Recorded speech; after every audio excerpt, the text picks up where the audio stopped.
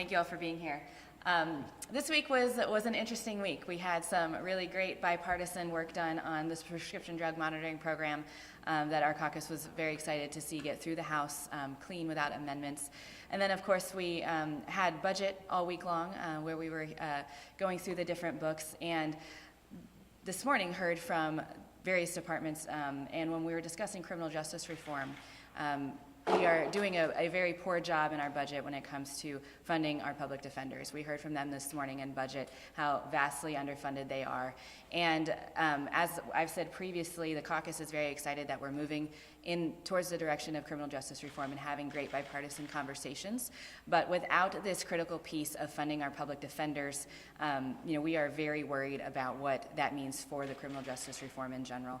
And then, of course, we just had a bill go through the House that dealt with Amendment 1 and a complete gutting of the Sunshine Law, and that was a bit frustrating. As many of you know, we had 67% of Missourians tell us that they want more transparency in government, and what we just did in the House chambers undoes that. So I have Representative Carpenter here who had an amendment to try to fix some of Representative Schroer's amendment. If you have specific questions about what that process looked like, he's happy to take that. But with that, we'll take questions. Can you convince me that using the word gutting isn't hyperbole? Like, did they actually gut the law? And how would it happen? Do you want to jump in on this? Sure. Go ahead. The open records portion of the law, I would say absolutely.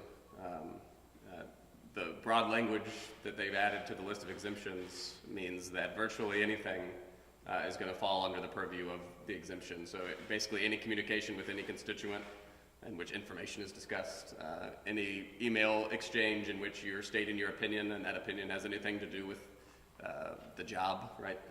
And so and it's not just for members of the General Assembly. This is going to apply to the executive branch. It's going to apply to every local government entity. When somebody asks for documents to be turned over, they're going to have very broad and wide latitude to say, no, this is exempt. And I think it's important to note, we've had these laws on the books for decades, and we haven't had these issues that folks are talking about that they're concerned with that this bill was supposed to be fixing. I wanted to ask you about PDMP. You said you were glad to see that bill perfected without amendments. Representative Rader just told us that she, if I interpreted her correctly, she was more or less supportive of a doctor mandate, if not for the fact that it would kill the bill. And maybe it's something that can be re-examined later if this bill gets through without it now. What's your perspective on a doctor mandate? Yeah, I think we're definitely open to that conversation. Representative Morris made some great points on the floor, as well as a few other representatives about their code of ethics and what they are already doing per their code. So I would definitely want to hear public testimony from those groups who would be affected to get their take on if it's doubling up on what's already there. But definitely open to the conversation for sure. Is PDMP effective without a doctor mandate? I believe it is. I do, and we can look at other states and look at those who don't have that. And as Representative Rader said on the floor just the other day, that we do believe that it's going to be effective. And as I said, the representatives who spoke about the ethical parameters that they adhere to through their own code of ethics, I do think that it is going to be effective. The Senate is likely next week to start considering a bill that would require work requirements for people who get SNAP and food stamps. Yes. What's your take on that? I think it's a terrible bill. This isn't the first time we've seen this bill. Here's the thing. Like a lot of legislation that comes through, there is unintended consequences. And I can talk to the bill that came through the House last session.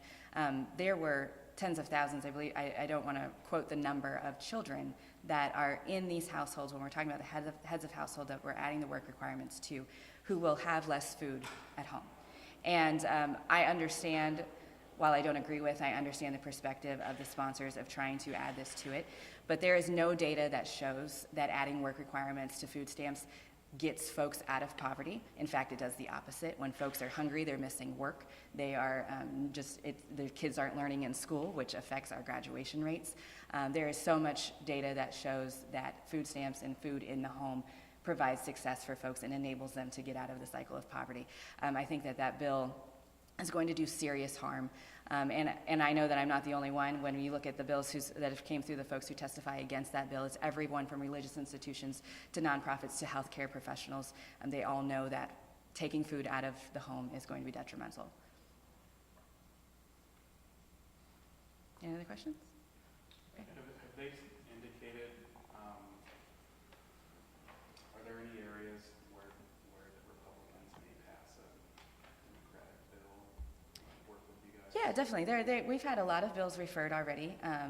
They're everything from criminal justice reform bills to, we have a bill dealing with sunscreen and being applied to kiddos that just got referred the other day. So yes, there's a lot of places that we can work together. And also in the budget, we are having great conversations right now about areas of funding that we're interested in together. So yes, there are always places that we work together, and the speaker has been very forthcoming in helping us through with some of these issues.